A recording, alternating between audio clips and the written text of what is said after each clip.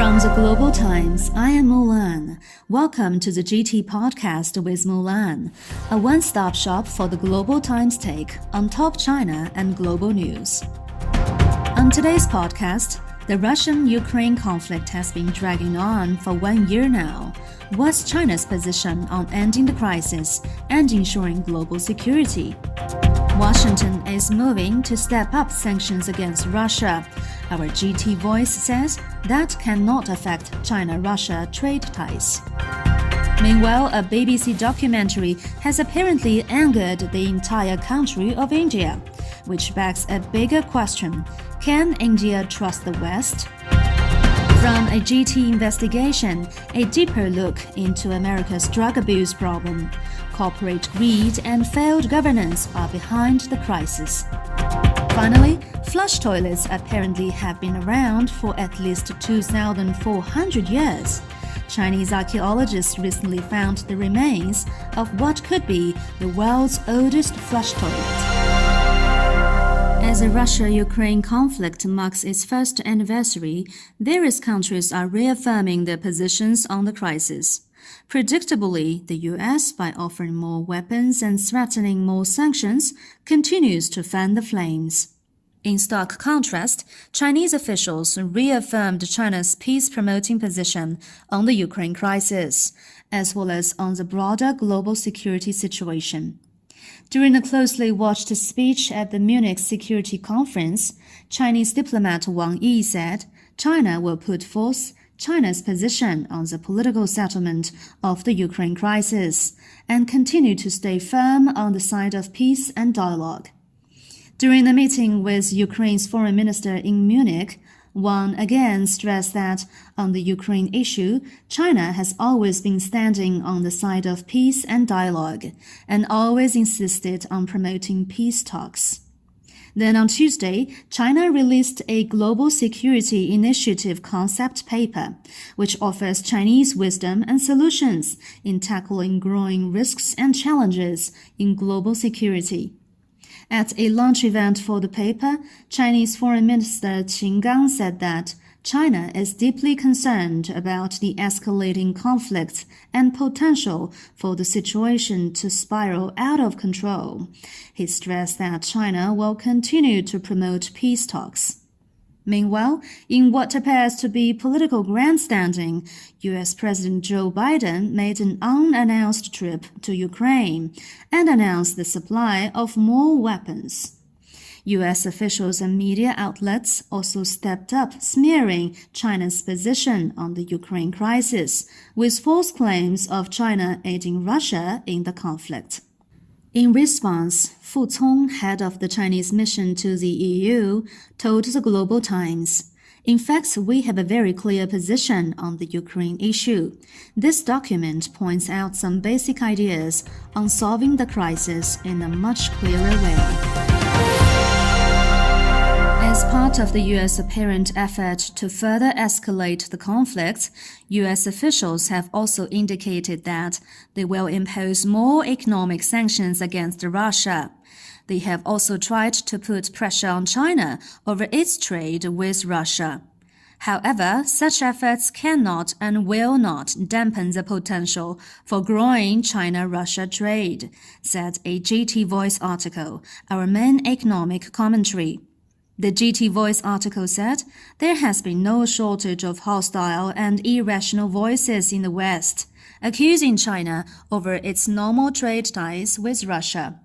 Yet such accusations lay bare the West's hypocrisy and selfishness in pursuing their geopolitical goals, with no regard for the havoc in the world economy and the interests of non-Western countries.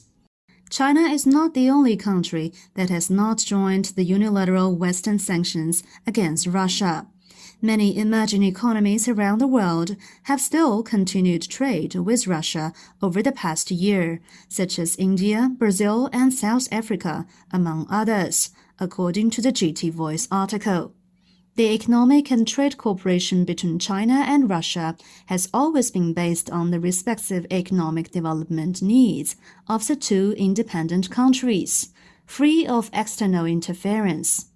There's no need for China to watch the attitude of the US or the West when it comes to trade with Russia, the GT Voice article stated. A BBC documentary has sparked national outrage in India. The documentary is critical of Prime Minister Modi's purported role in sectarian riots in 2002 that left 1,000 people dead. It has been banned in India, and the BBC's offices in India were raided as part of a tax investigation by Indian authorities.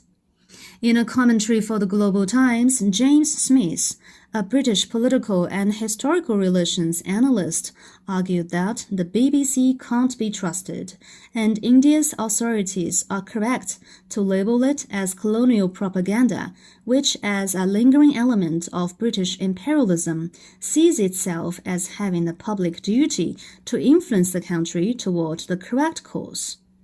Beyond the BBC's reputation, the controversy showed that India cannot trust the West as a long-term partner, especially if India's development pathway and national interests contravene their vision for what India should become, Smith noted. New Delhi should know now that aligning with the West comes with strings attached, in the sense of the long-term expectation that your political preferences and ideology must be in line with their vision, Smith wrote. The West at large might overlook their political differences with Modi for now, but for how long? The U.S. has positioned itself as a beacon of democracy, but it has been mired in a series of domestic crises, including drug abuse and gun violence. The Global Times is publishing a series of articles examining these social and economic woes in the U.S. In the first article, the Global Times investigated the U.S. drug crisis, which has long been a thorn in the side of U.S. society. In recent years, the problem has worsened along with an increasing number of young people turning to drugs due to dwindling economic opportunities and the apparent death of the so-called American dream, analysts told the Global Times. Statistics showed that 12% of global drug users come from the U.S., 3 times the proportion of the U.S. population to that of the world. Observers said that behind the U.S. drug crisis is a series of socio-economic problems, as well as the U.S. government's ineptitude in tackling the issue. Corporate greed and special interests have also played a major role in creating the drug crisis, while U.S. politicians try to point fingers at others, observers said. Darnell Turner, a young U.S. teacher, told the Global Times, this sort of blame game does not benefit anyone except for the opportunistic politicians who wish to deflect blame onto a scapegoat. This scapegoat changes regularly, from China to Mexico and even Colombia. But in the case of the fentanyl crisis, the U.S. government and healthcare system can only blame themselves. Finally, some fun archaeological news. Do you know how long flush toilets have been around? Well, according to a recent discovery made by Chinese archaeologists, flush toilets might have been around for at least 2,400 years. At the Yueyang City ruins in northwest China's Shanxi province, archaeologists found broken parts of an indoor toilet and a pipe system below that directed sewage outside. Fan Mingyang, a design expert specializing in ancient agricultural tools, told the Global Times that the Qing Dynasty toilet looks deceptively advanced, as it seems to have had a flush water drainage system akin to modern toilets. That's all for this edition of the GT Podcast with Mulan. Make sure to follow the Global Times on Twitter and Facebook to stay tuned. You can also check out our podcast, articles, and much more on our website at globaltimes.cn. Thank you.